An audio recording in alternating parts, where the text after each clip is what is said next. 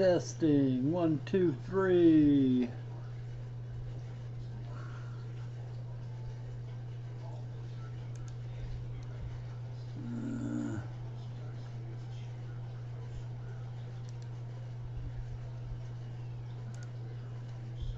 Is the sound okay, guys? Thanks, Justin. Hey, Daryl Dimer, welcome to the stream. Hey, Steve Salty Shrimpery, welcome to the stream. Laura, welcome to the stream.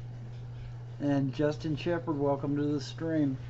I've got no axe to grind again today. I'm mainly focused on being ready in 6 days to climb aboard a plane and take off for Peru. That video looks pretty fuzzy. I'm not sure what that's all about.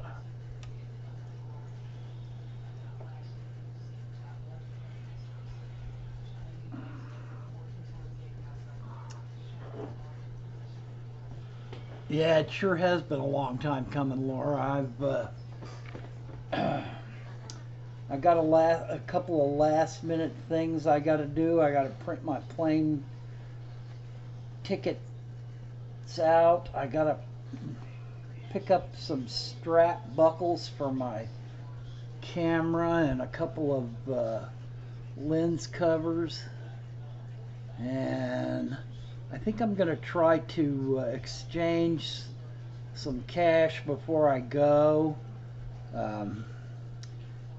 I tried to get my bank to do a travel advisory on going to Peru, and they basically said that they could not do a travel advisory. In other words, they watch your card and check, and they said they could not do one because there's been so much credit card fraud in Peru lately. So I'm going to try as little as possible to pull my card out of its detection protecting sleeve that it's going to be in, and so I'm going to try to exchange some cash before I go to get soles or souls. Hey, Randy Bartlett, welcome to the stream. Today we're basically just talking about nothing because I don't have anything to talk about other than going to Peru and getting ready. Honey, Laura says hi to Elaine also. Looking forward to seeing her take the reins next week. Yeah, we've been working on that in the background. I'm looking forward to it too. Maybe I can catch my own stream in Peru on my phone.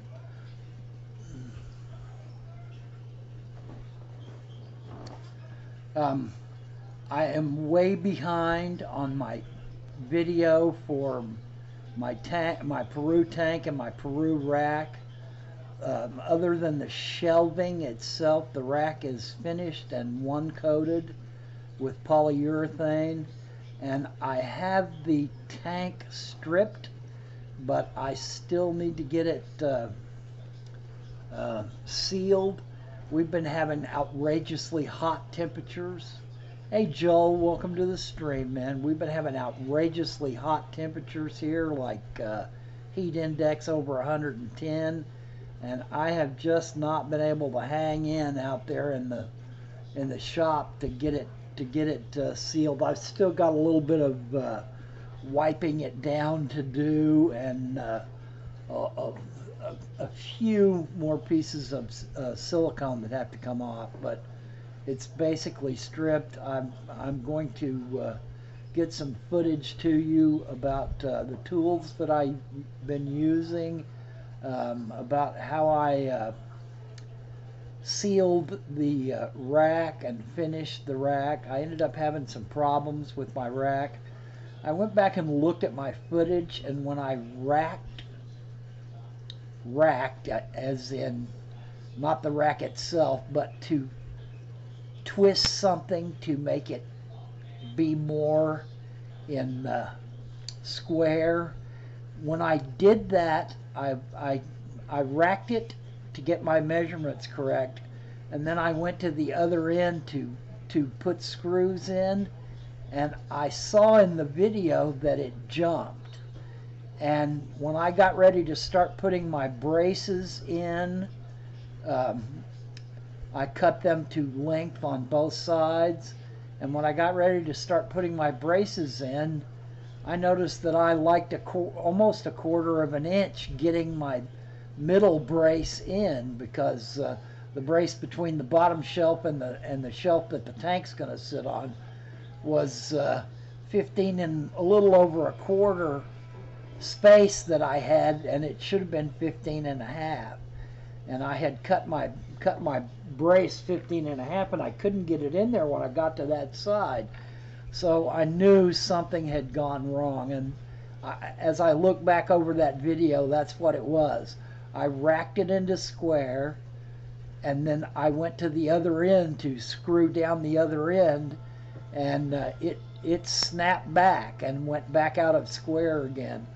So I had to pull one leg off, and stick my bracing in to keep it from jumping back to the way it was before. So I had a little bit of an issue with it. I'll talk about that some in the video, but mostly I'm going to try to cover sealing the tank, and I may wait until I actually get the caulking on.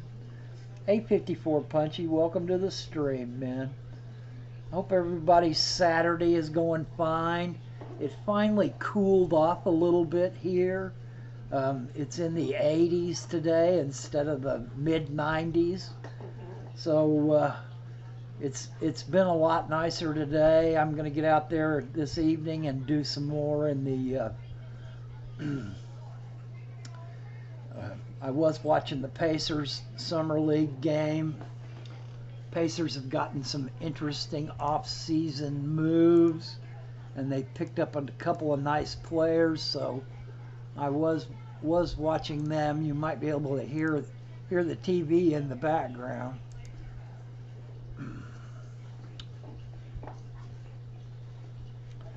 So what's been going on with you guys? I do now have set up, and knock on wood that it goes through. I have like a 6.5 hour layover in Houston, and a YouTuber has volunteered to come pick me up. We're going to interview each other, and that should be the first video you get from me, if I have a chance to get it all edited, or what editing I'm going to do to it. That should be the first video that you get from me on this Peru trip, because I will have flown from Louisville to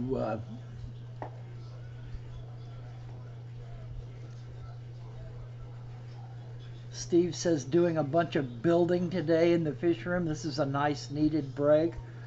What are you building, Steve? Racks?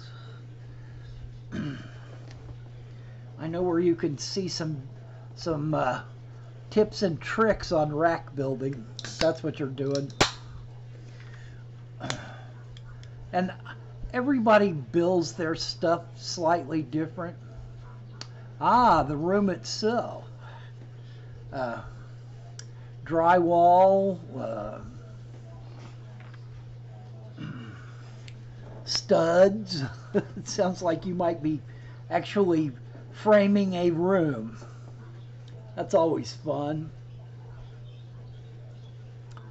I actually have someone who is going to meet me at the airport in Houston, if all goes well, and I will do interviews with them. I'm not going to tell you who it is until you see who it is in the video. And I will say that Corona Ken has agreed to meet me in at the New Jersey airport on my return trip, which I'll end up in New Jersey when I land from Peru, and I'm looking forward to pressing the flesh with both of these people.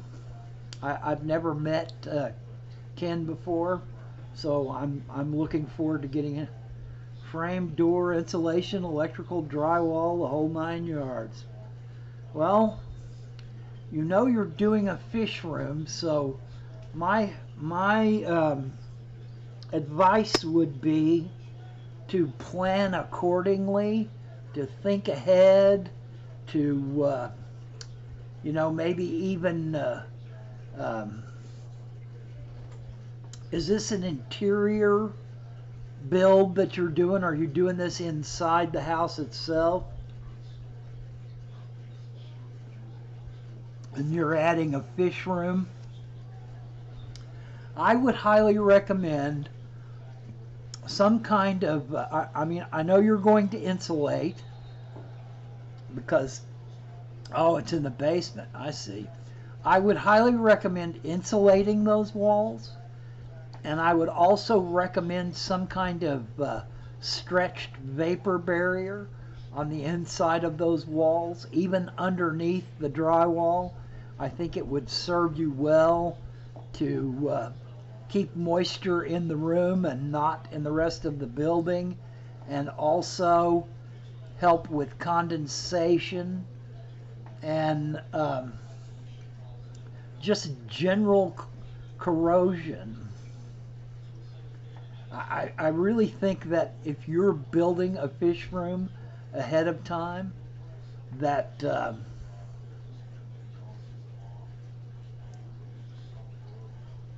Joel says he got insulation in this week and only the ceiling though, and hoping that it makes a dent in the power bill and the landlords don't put up the rent. Well, they might. You're improving their property, so I guess, Joel, they have a right to. But I would really recommend, Joseph, getting ready to press the flesh. I am ready, man. I'm so ready. I don't know how I act. My wife's mad at me because I won't do anything but think about going to Peru. I back-channeled you on Facebook with my cell phone number so we can stay in touch when we get there. And I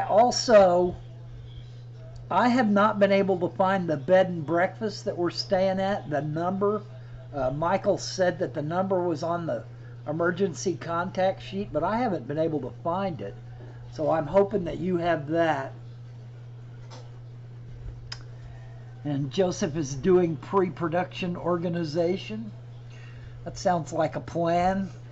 I'm getting ready to start doing my packing. I've gotten my stuff, but I still haven't packed. Hey, Dank Tanks, welcome to the stream, man. Joseph, I'm really looking forward to our time in Peru, man. I can't wait. I haven't been able to wait for about 2 months now, just knowing that I was going and it was getting close. How are you working out with that new camera, Joseph? I enjoyed your unboxing video.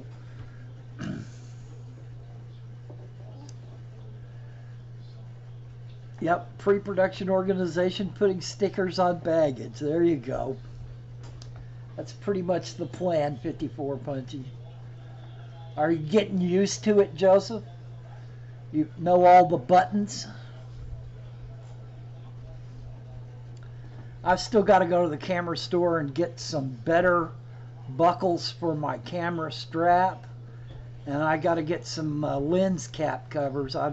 Somehow I've managed to end up without some lens cap covers.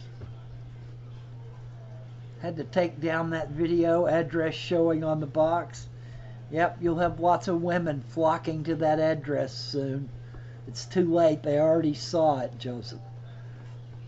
A new camera bag. Epic.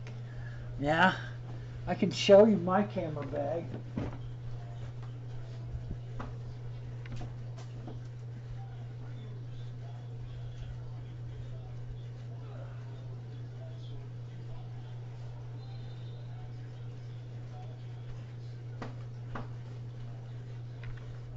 It is a mailman camera bag, or a mail delivery camera bag.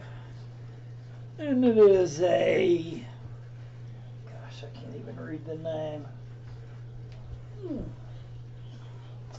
Anyway, this is my carry-on.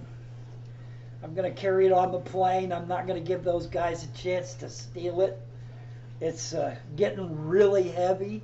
It's got so much stuff in it.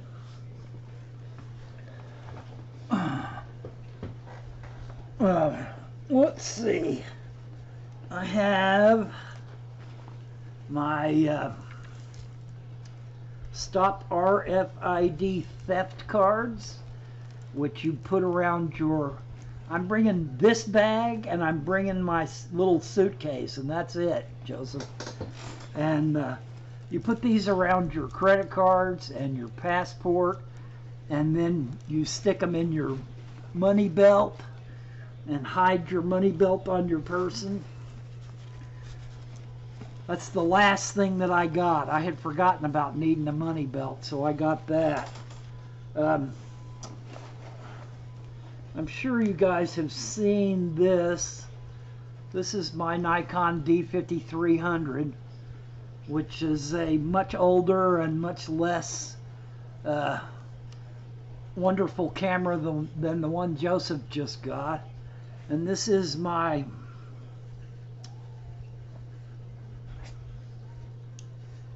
.55 to 200 millimeter lens, the DX lens. It's a zoom lens, and it's probably one of the ones that I'll be using a lot. It's got a real nice zoom on it. It comes out quite a ways.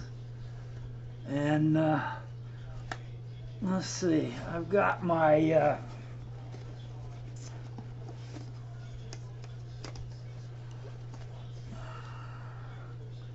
my DX 40 millimeter micro, which I've been using a lot for wide angle lens lately. I've got my 35 to 70 Nikkor made in Japan lens. It's not a great lens, but it's a good lens, and I've used the 35 quite a bit. Several of those things that I've filmed in the shop were on that 35 lens. And I'm bringing my brand new Takina 100 millimeter macro lens. This thing's incredible. I'm still not very functional with it, but it is definitely coming with me. I've got my 6 batteries and 2 cameras. Wow. So you're going to bring the old... I've also got a plug-in. It's one of those multi-plug-ins that fits all sizes of plugs all over the world and converts everything. It's got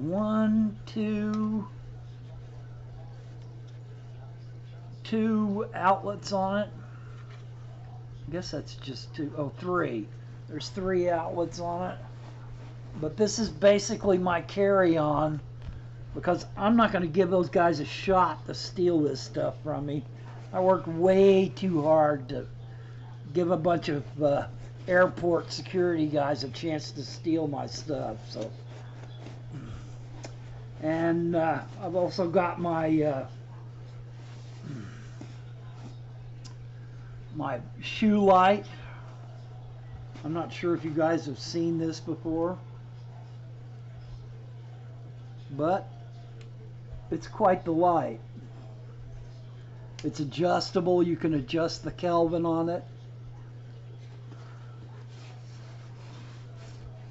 and it fits on the shoe of the camera,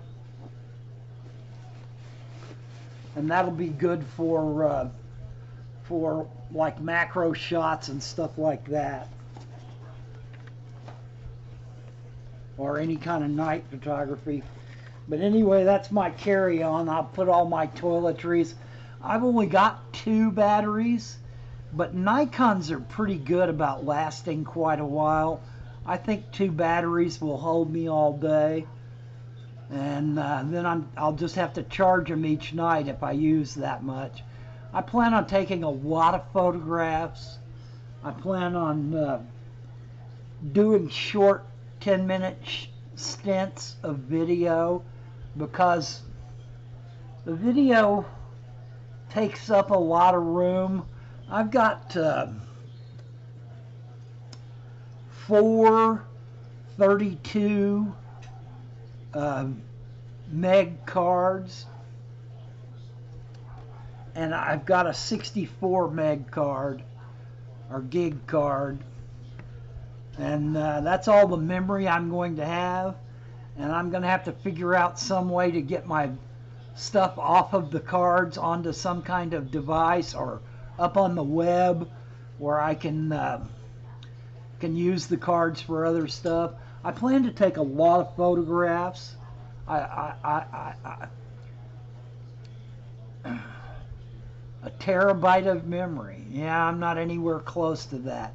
That's probably the single thing that I'm the least prepared with, is all the memory, because I just don't, it's a lot of money to go out and buy those 125 gig cards, and I've just been spending money on vaccinations and other things like that instead of all the cards. But hopefully I'll figure out some way to get the stuff off of one card, and then that'll free it up for me to use for later. At least that's my plan anyway. I guess I'll find out later if that works. I'm bringing chargers and all kinds of cabling. Yeah, that is a lot of memory for a tiny piece of plastic. Well, even these 32s, I mean, it takes me a long time to take enough photographs to fill up a 32 card. So, I plan on using one 32 or maybe 2 for video, and a couple of them for photography, and then the 64 for whatever I'm going out and shooting that day. It's a lot of money too, yeah. That's the one area that I'm probably ill prepared with. I just really, the more I've looked at it, the more I've just had other things to spend money on other than buying one of those cards. I mean, a couple of $100 for a memory card is a lot for me, so I just haven't managed to carve that money out yet. I'm not looking forward to the long, interminable flights that we're fixing to take, but I am so looking forward to being there. Looks like it's going to be hot and sunny for us while we're there, Joseph. I keep checking that weather site, and it's getting warmer and warmer and warmer, and less rain. There is going to be a little less humidity, but we're probably going to be in the 100 range on the heat index while we're there.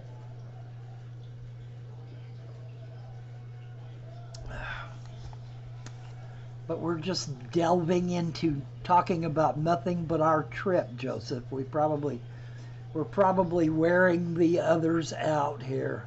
I'm really stoked. I mean, I think we're going to run into some issues. I think that we'll probably have problems, but I don't care. I'm so excited to go.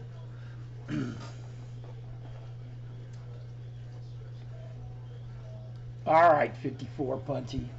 I ain't tripping. I just, I just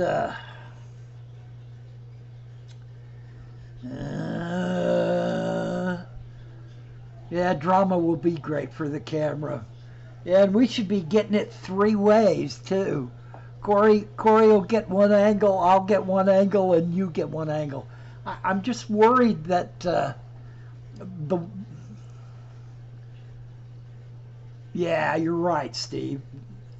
All the issues that come up and that you resolve or don't resolve just makes for memories, and that's what I'm looking for here. I'm not looking, I want fish.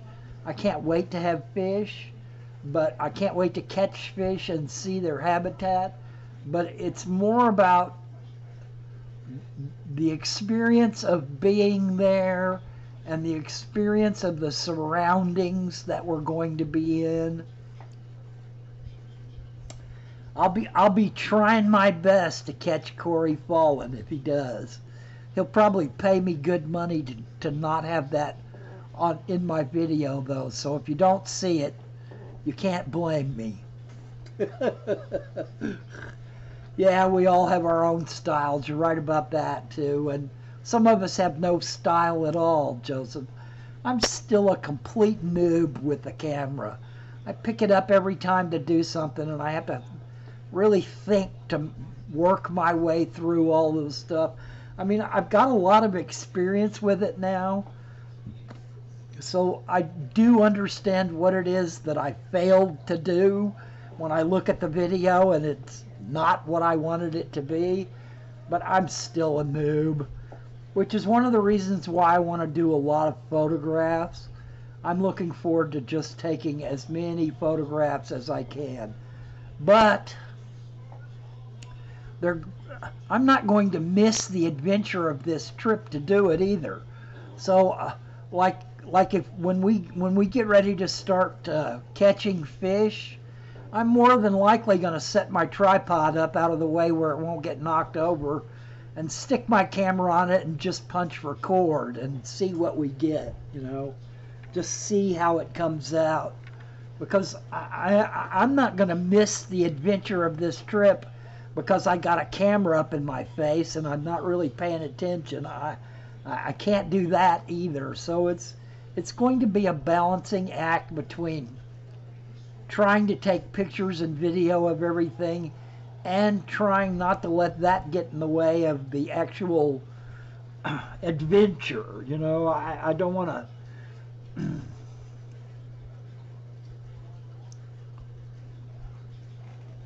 yeah, you've got a monopod. Now, I've just got a cheap tripod that I'm going to strap to the bottom of my carry-on bag. But I can't see any sense in spending $200 on a tripod that I'm going to be dragging around in the mud and stuff.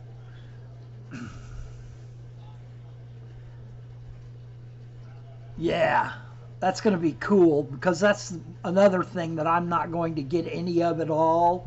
And I'd love to see underwater footage of each habitat that we stop and collect in.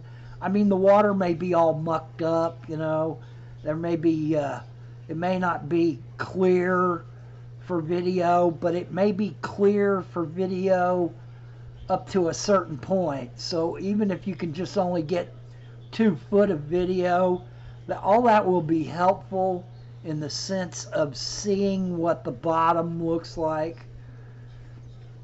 Monopod doubles as a walking stick. Yeah, I never thought of that, but I guess you're right. I guess you could do that with it. I wouldn't trust my tripod as a walking stick, I'm afraid. I do want to get a piece of cane or a piece of bamboo that I can use as a walking stick, hashtag swiping stick into the ground and stuff to make sure there's nothing there. Some places will be turbid in the mountains, the streams will be clear. Yeah. Well, but the streams in the mountains, I bet I can take my light and my 100 macro lens and probably shoot right to the bottom in a mountain stream because they're not very deep. You know, probably be able to get footage of the bottom.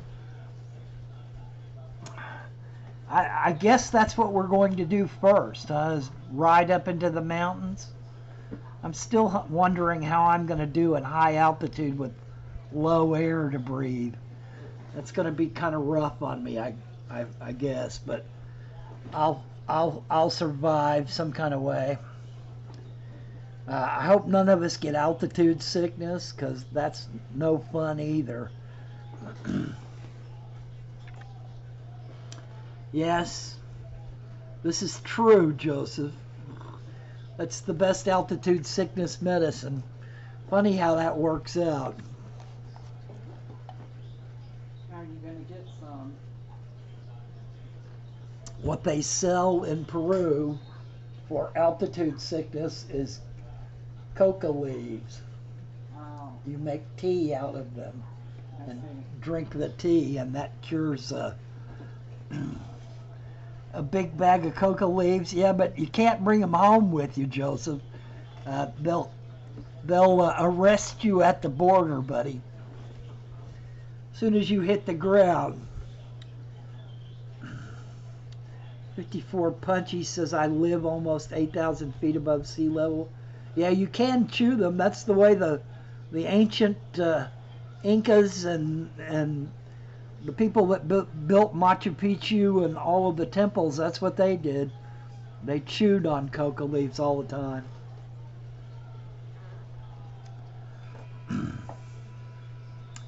But I don't know that I want a bunch of that in my system. I may just have to see how it goes.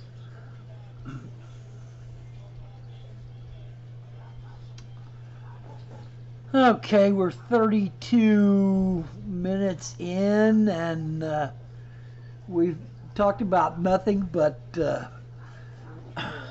Peru trip. I feel like I'm missing out on teaching others something here. I guess I'm teaching them about how excited to be. Yeah, we'll be out walking everybody else. I don't know about that. I've watched Corey walk an awful lot. He's not very fast at it, but he has walked a lot of miles. Skipping down the trails, huh? Steve wants to know what kind of fish we're coming home with, and I would point that question at Joseph too. Someone was saying pencil fish, that there are pencil fish in that area, and I would dearly love to come home with a school of pencil fish. And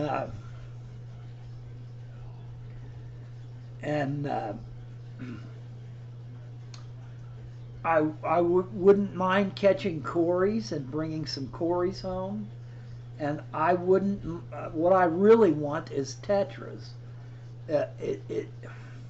They're just bricons in those regions because none of the tetras are really colorful enough, except for the mountain tetra that Joseph was talking about, the one that Dean wants to catch. That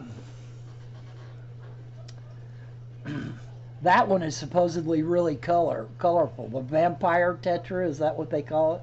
Yeah, pistos would be great. I wouldn't mind bringing home an apisto, and I wouldn't mind catching one of those zebra striped knife fish. Those things look cool. I've never seen them in the hobby before. I don't know how hard they are to keep alive, but a trio of those would be really interesting to bring home too. I'd be pretty excited about that. I don't think that the zebra knife fish get very big. Now there are a bunch of wood cats there, the you know, like the ninja catfish and stuff like that. I've always loved wood cats, and I wouldn't mind bringing home a group of them either. Um, yeah, I can't wait to see what comes of it either. I'm really looking forward to being there and doing it. Um, there are whiptail catfish in the area. And of course, the thing that I enjoy keeping the most now is these loricard catfish. And there are also loricard catfish that live in that area. Now, they're much different from the ones that you see mostly in the hobby. They're not extremely colorful. They're kind of bland looking. Maybe nobody will be speaking to each other after the trip. Well, that's always a possibility. I'm known for my snoring, so after the first night in camp, no one may be speaking to me because my snoring may have kept them up. Most people don't really understand how loudly they snore, but I do, because when I was living in Indianapolis, one night I was asleep, and I rolled over and hit the record button on my answering machine, and my wife called me up. We weren't married then, but we had first gotten together in Indianapolis, and my wife called me up and said, "You need to listen to your answering machine." And I hit the button to play back my recording, and it was me. I had recorded myself snoring in the middle of the night. So I know I snore pretty loudly. So yeah, I suppose we could all come back hating each other.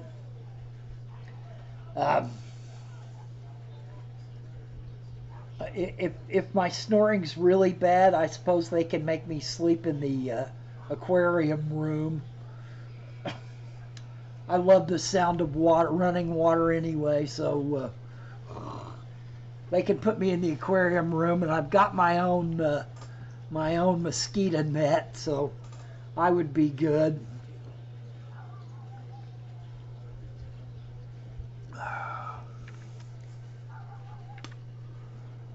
But that's enough of Joseph and I talking about us.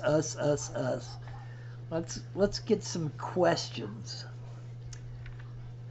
Randy asked who is going from YouTube. It will be Corey McElroy from Aquarium Co-op. It will be Dean, who's one of the people that Corey buys fish from in his store and has been on several of his videos of late here. Yep. And Joseph, we're going to have Fish Fam News on the spot, 24/7. We're going to wake him up at 3 a.m. in the morning one night and say, "Here's your tie, do Fish Fam News." Yeah, Dean was in Peru last year, but it was much further north and more in the Amazonish area than we're going to be in. We're still close enough to the mountains that the water is still fairly cool, and the species are more evolved from the mountain area kind of species.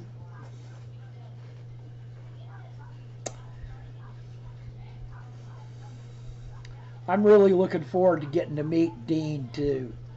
Dean is a wealth of fish keeping knowledge, and he seems like a great guy on top of it. So I'm looking forward to spending some time. And I think we ought to interview each other and do a group video. You know, maybe we can do 4 group videos and put them up on each other's websites. Like I said, I'm going to get to do an interview and sit down with a serious fish keeper in Houston on my layover, and I look forward to getting that content up to you guys.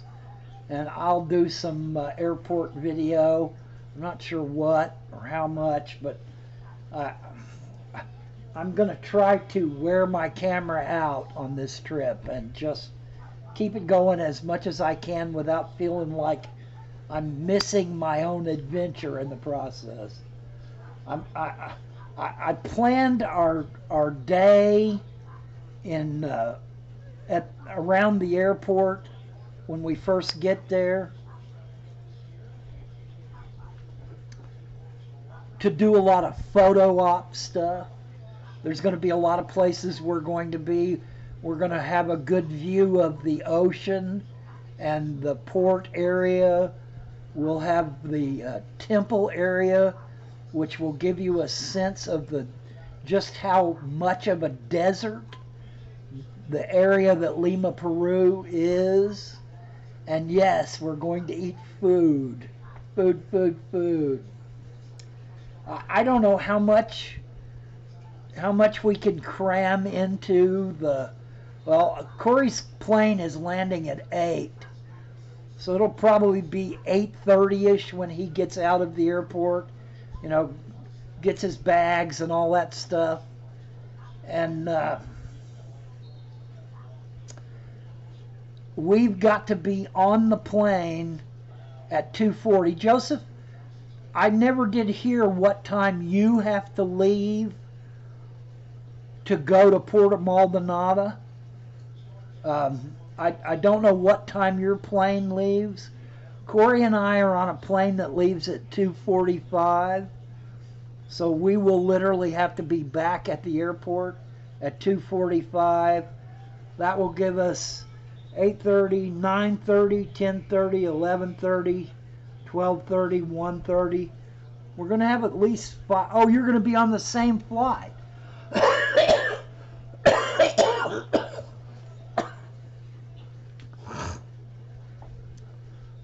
Those poor people are probably going to hate the three of us by the time we get there.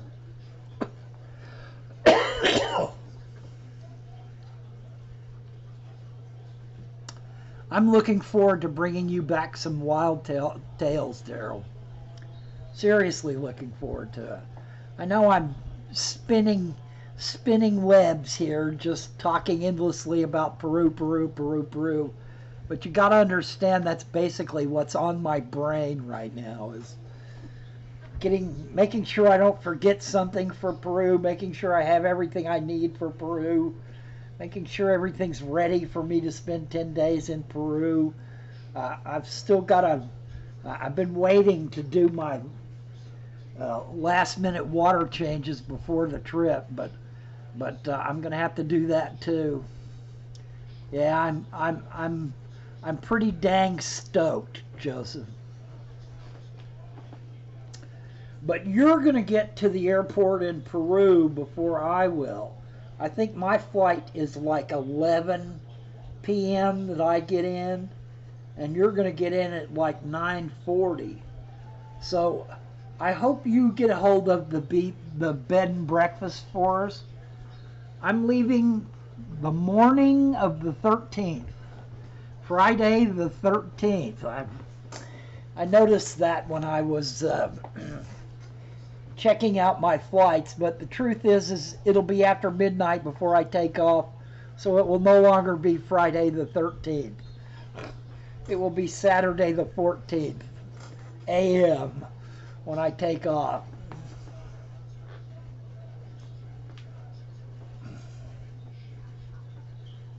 All right, Joseph. I just wanted you to call me. I gave you my cell number so you would call me, and then I could put your number and info in, and that way when we get on the ground I can talk to you. I'm going to have to call and get Verizon to set me up on my pass. I'll have to pay $10 a day to be able to use my cell phone in Peru, but it'll be just like supposedly, quote, just the same service that I get here. And that will include me being able to use my phone as a Wi-Fi hotspot. So if the Wi-Fi that Michael has at the base camp is not very good, I should be able to. Oh, okay. Joseph, he said it was on the emergency contact list, but I couldn't find it. I looked on that list and I couldn't find it. Maybe I'm just missing something, or maybe I'm not looking at the right emergency contact list. I was looking at the one I got in email, and it was not there that I could find.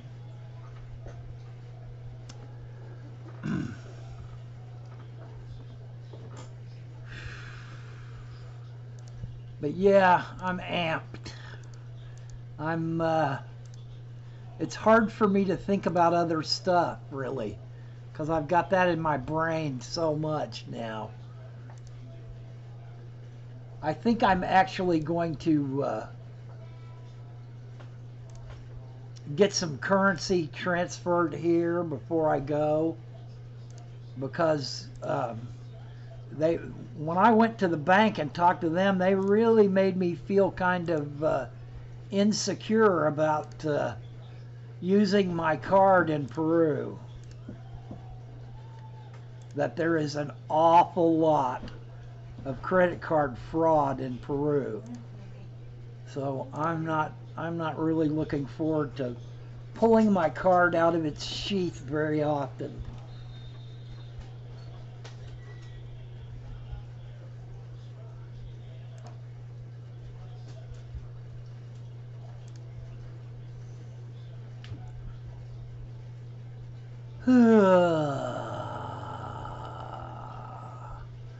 Being inside of a week before we go is raising. You're taking cash and exchanging it at the airport.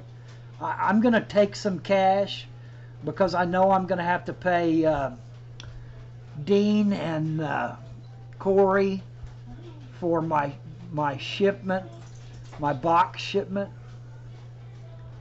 Yeah, but Michael's made such a big deal about if the cash has the least little fold or tear in it, they won't take it.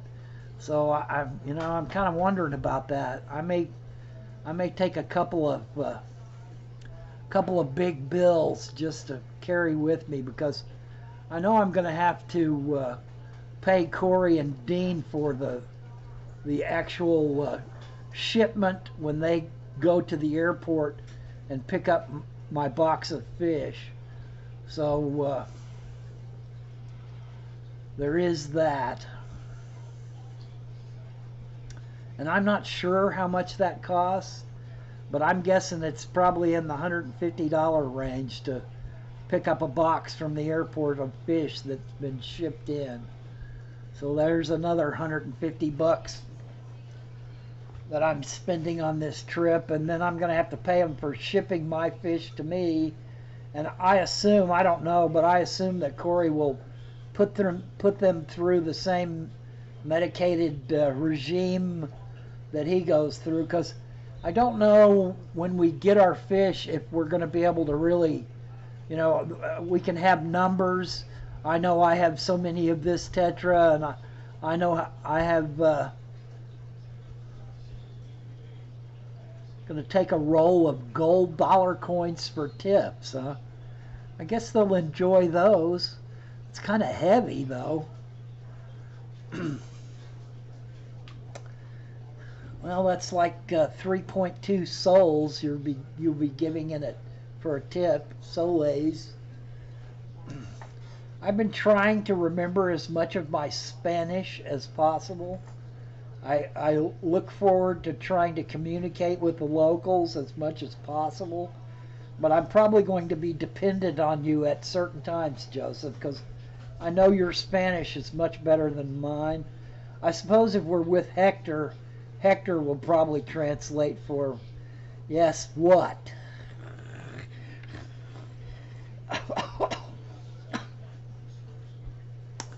I know how to ask for food. I know if someone's cussing me and exactly what they're saying. I know how to talk about work and money. I'm not clear on all the food names, but I know most of them. But my Spanish Yeah, there's a gold coin.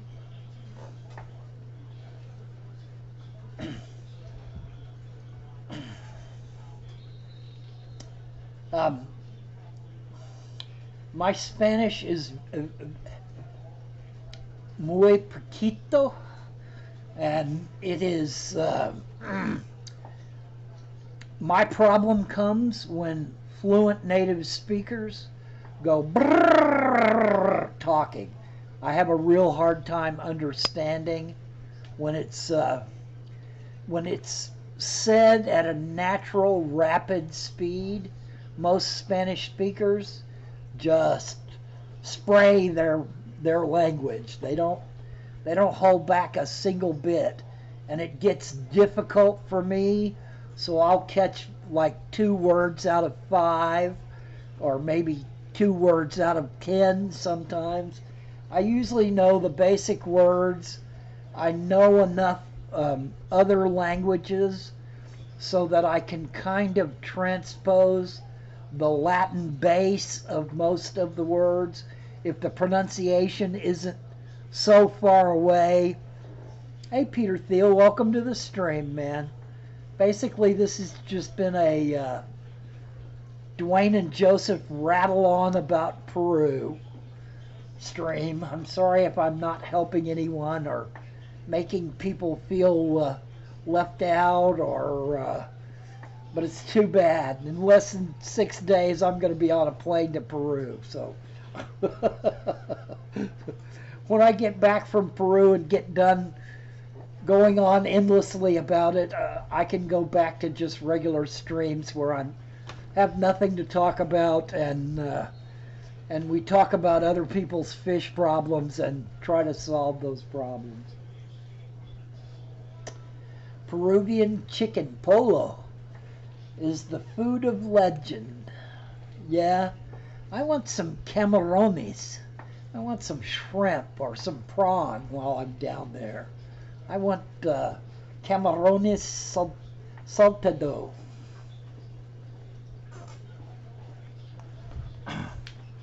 But I'm looking forward to the discomfort of trying to order food and seeing what I get. Yeah, I'm probably gonna pass on the guinea pig. It's probably okay, but I've known too many guinea pigs, and the idea that I'm eating one of them, if I was starving to death and I hunted and caught my own guinea pig and cooked it to survive on, that'd be something else. But eating one at a restaurant doesn't sound appetizing. It may be appetizing, but it doesn't sound appetizing to me. Well, I tell you what, Joseph, if you get guinea pig for a meal, then I'll take a bite. How's that? But I'm not gonna order it as a meal. I'm not gonna purposely order something with it. Street food on a stick. Yeah, well, I really would like to hit some street vendors. I want to try some. Oh gosh, and now I'm probably going to mispronounce it. Imelito, the tea that Peruvians love to drink, and it's basically like a barley drink with a bunch of different kinds of ceviche. Ceviche is lime citrus used to basically cook fish. It's basically raw fish. Emilito is a very common drink. It's like coffee for Peruvians. It doesn't have caffeine in it, I don't think, but it is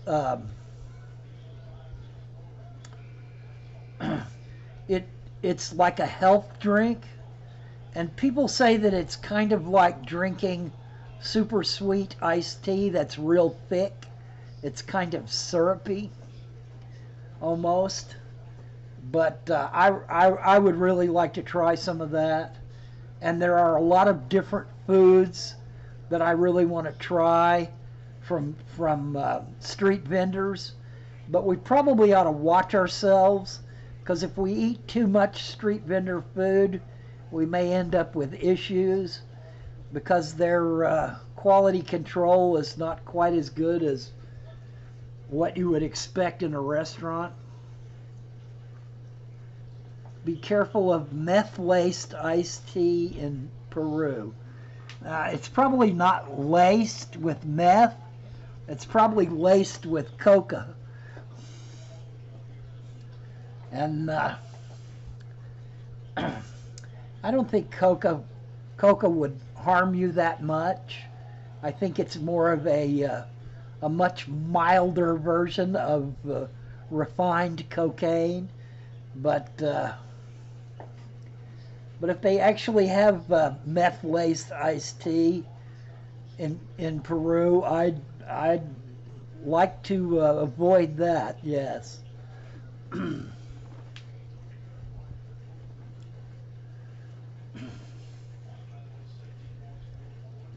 I don't think meth is a common thing in Peru, but I could be entirely wrong. I think the coca leaves, alki, are much. Yeah, and we're going to have to stick to bottled water, Joseph. Peter's right about that. I'm going to bring some tea bags with me because they're really small and they're sealed. And yeah, I know you're joking. I hoped you were joking about the meth, Peter, but they do have coca, and they do recommend drinking it for altitude sickness. So we'll see about that. I'm not looking down there to get a chemical high. I'm looking to get a natural high down there from being out in the wilderness. I mean, this is not you drive 5 miles out of town and you're in the woods. This is basically you're on the edge of relatively wild jungle, and we will be dipping into jungle. This is a national preserve in Peru. So it's like having a park inside of a national park inside of another national park. You know, the whole country of South America is basically other than places in Brazil.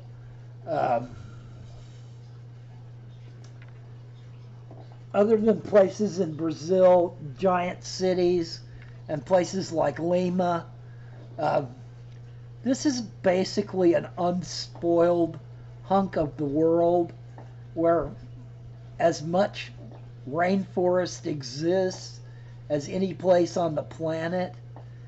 And we're going to a national preserve inside of a area of Peru that is basically highly underpopulated, and so it's like a park inside of a park inside of a jungle park. I'm really looking forward to that. I'm looking forward to seeing the stars at night. I'm looking forward to not being able to sleep because of the jungle noises and all the I am really excited, Doug. Thanks for stopping by, man.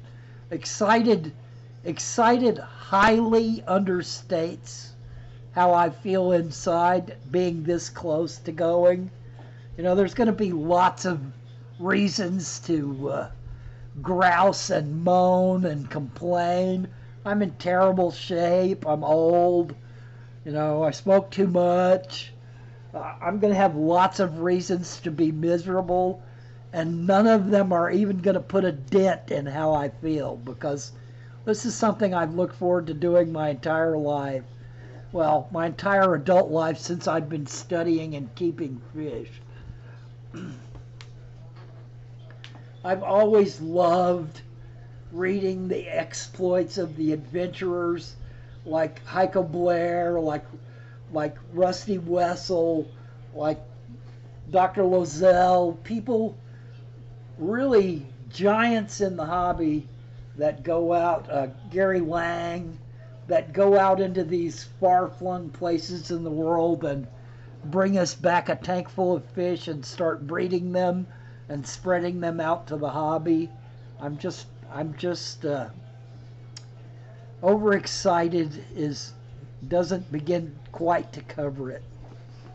I hope some of that comes through in my videos and my photography. You know, I'm probably going to be taking pictures of stuff that people think, why is he taking a picture of that? But to me, it will have some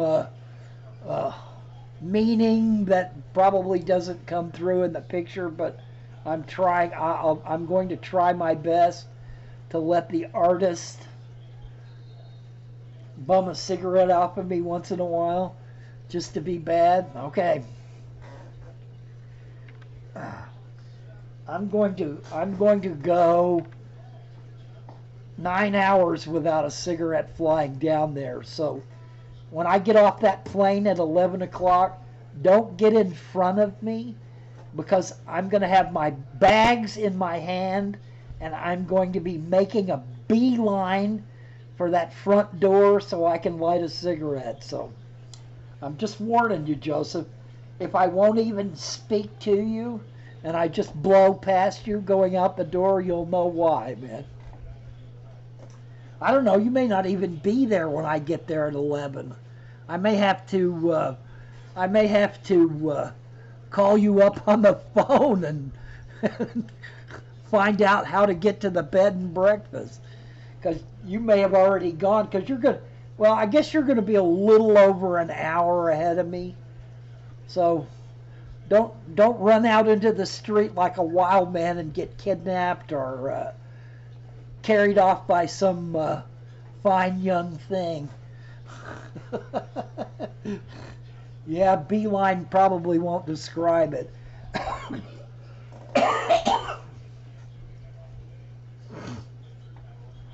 I do have the experience of having flown to England, and that was 14 hours in the air plus airport time, and I was pretty ding-dang ready for a cigarette when I hit the ground, believe me. My wife says that that's about as bad as she's ever seen my personality. We couldn't really sleep on the plane, neither my wife nor I, and so we were both sleep deprived pretty badly.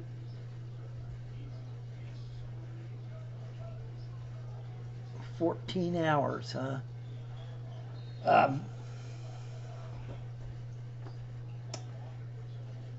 So I was not pleasant to be around. All right, guys, we've wasted another hour chattering. Can't you use some other method to administer nicotine while on the plane? Yes, and I will. But I used a patch for the flight to England, and I guess it helped because I didn't kill anybody on the plane. Everyone was still alive when we landed.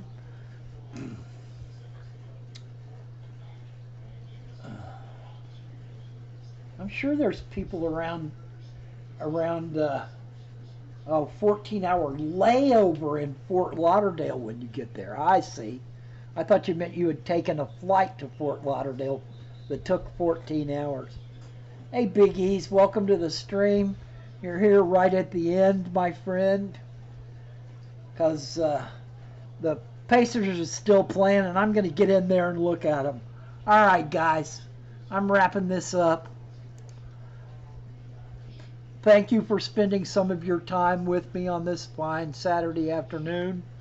And next week, you will not be hearing from me unless it's a live stream or a post from Peru. And I mean Peru. Peru, Peru, Peru. Bye, guys.